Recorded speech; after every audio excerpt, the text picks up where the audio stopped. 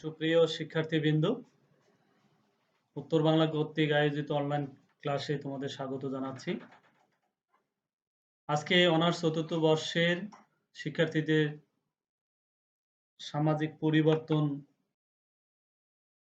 বিষয়ে আলোচনা করব। তার আগে আমি আমার পরিচয়টা দিচ্ছি। আমি মাধবচন্দ্র রায়, প্রভাষক, উত্তর বাংলা কলেজ। আজকের বিষয় হচ্ছে সামাজিক পরিবর্তন।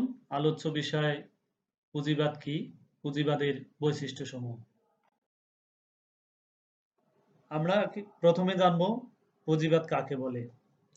পুঁজিবাদ হলো মুনাফার সাথে সংশ্লিষ্ট এমন একটা আর্থসামাজিক ব্যবস্থা যা পণ্য উৎপাদন, কৌশল, যন্ত্রপাতি এবং কলকারখানার মাধ্যমে বিস্তৃত হয়।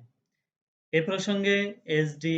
হ্যাকার বলেন, পুঁজিবাদ হচ্ছে এমন একটা অর্থনৈতিক ব্যবস্থা যার ভিত্তিমূলে থাকবে মুনাফা অর্জনের প্রবণতা, আর উৎপাদনের উপায়ের মালিক ব্যক্তিগত মালিকানা, অর্থ উপার্জনের জন্য এর পরিপূর্ণ প্রয়োগ, ব্যক্তি উদ্যোক্তাদের নিয়ন্ত্রণ ক্ষমতা, লগ্নি পুঁজির ব্যবহার, মজুরি ব্যবস্থা ইত্যাদি হচ্ছে এর প্রধান বৈশিষ্ট্য। রয়মট অ্যারন পুঁজিবাদ সম্পর্কে বলেন, পুঁজিবাদ হচ্ছে এমন একটি উদ্যোগ যার লক্ষ্য হচ্ছে সর্বোচ্চ মুনাফা অর্জন করা এবং যার অর্থ হচ্ছে কাজ ও উৎপাদনের যৌক্তিক সংগঠন প্রতিষ্ঠা করা। সিডনি ওয়েব এ সম্পর্কে বলেন, পুঁজিবাদ হচ্ছে সামাজিক অগ্রগতির এমন একটা স্তর যেখানে ব্যক্তিগত মালিকানার ভিত্তিতে উৎপাদন ব্যবস্থা, কলকারখানা ও শ্রমিকদের শ্রম নিয়ন্ত্রিত হয়। কার্ল মার্কস বলেন, উৎপাদন পদ্ধতিতে পরিবর্তন, আধুনিক যন্ত্রপাতি ও কলকারখানা বৃদ্ধির মাধ্যমে যে অর্থনৈতিক ব্যবস্থার উৎপত্তি হয় তাকে পুঁজিবাদ বলে। সুতরাং উপরোক্ত আলোচনার পরিপ্রেক্ষিতে বলা যায়, পুঁজিবাদ হলো এমন একটি আর্থসামাজিক ব্যবস্থা যেখানে ব্যক্তিগত মালিকানার সর্বোচ্চ ব্যবহার নিশ্চিত করা হয় এবং সে সঙ্গে নিশ্চিত হয় উৎপাদনের উপকরণের মালিকের মুনাফা। আর এই পুঁজিবাদের প্রধান অস্ত্র হলো শ্রমিকের শ্রম শোষণ। এখন আমরা পুঁজিবাদের বৈশিষ্ট্য সমূহ আলোচনা করব।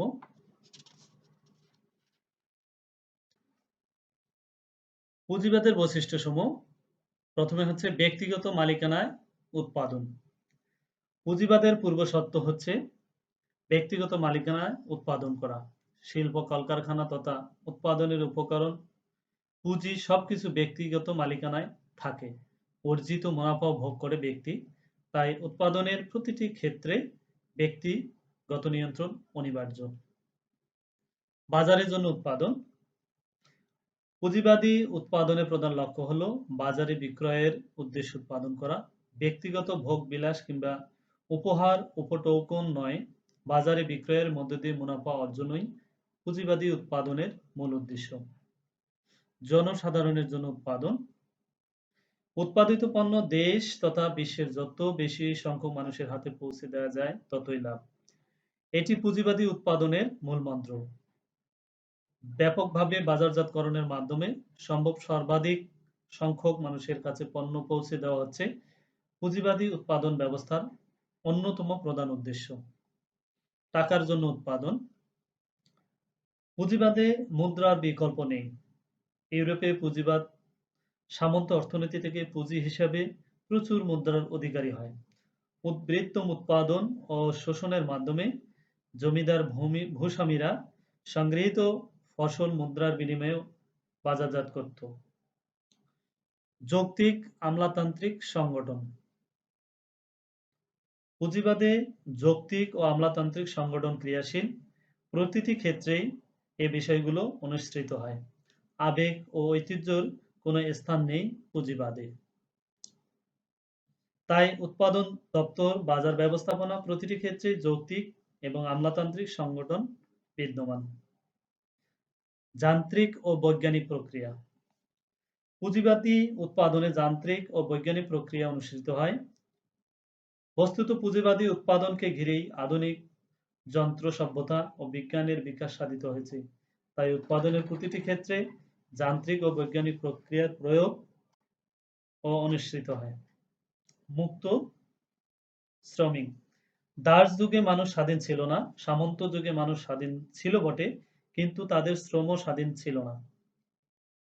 কিন্তু পুঁজিবাদে মুক্ত মানুষের মুক্ত শ্রম প্রচলিত। শ্রমিকের জন্য কোনো বাধ্যবাধকতা নেই। সে তার ইচ্ছা অনুযায়ী বা স্বাধীনভাবে যেখানে খুশি শ্রম বিক্রয় করতে পারত।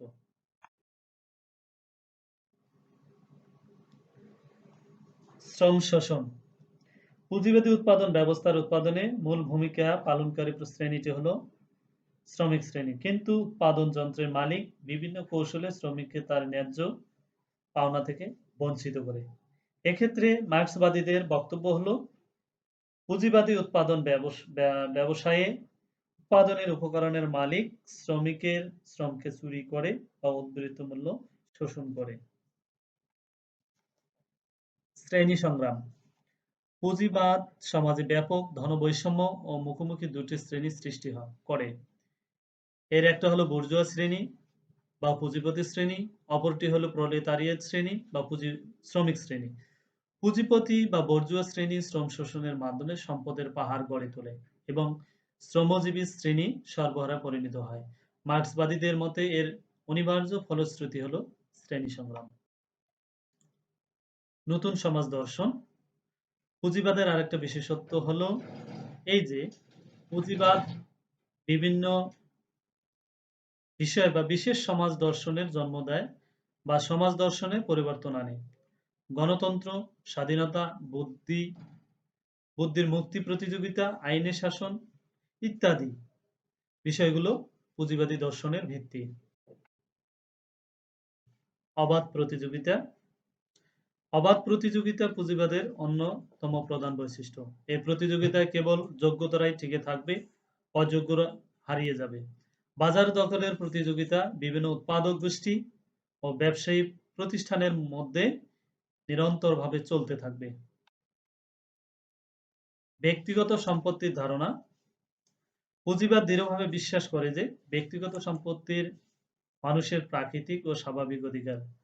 পুঁজিবাদী ধারণায় ব্যক্তিগত সম্পত্তি হল মানব প্রকৃতির সহযাত্রী এবং আইনগত অধিকারও পবিত্র।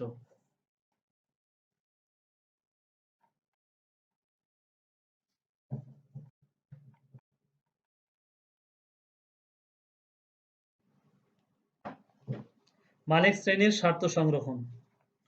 পুঁজিবাদ এমন একটি আর্থসামাজিক ও রাজনৈতিক ব্যবস্থা যেখানে উৎপাদন, বণ্টন, ভোগ, সঞ্চয়, বিনিয়োগ, উৎপাদনের উপকরণের মালিক শ্রেণী স্বার্থ পুরোপুরি সংরক্ষিত হয়। শ্রেণী বৈষম্য। পুঁজিবাদী সমাজ ব্যবস্থায় শ্রেণী বৈষম্য একটি প্রকট রূপ লাভ করে। এ সমাজের প্রধান দুটি শ্রেণী হলো পুঁজিপতি ও শ্রমিক শ্রেণী। এছাড়া বিদ্যমান থাকে উঠতি পুঁজিপতি, লুম্পেন বুর্জোয়া, মধ্যবিত্ত কৃষক, নানা পর্যায়ের ব্যবসায়ী গোষ্ঠী ও চাকুরিজীবী। রাষ্ট্রের ভূমিকা। পুঁজিবাদী সমাজে রাষ্ট্র শ্রেণী শোষণের হাতিয়ার হিসেবে ব্যবহৃত হয়।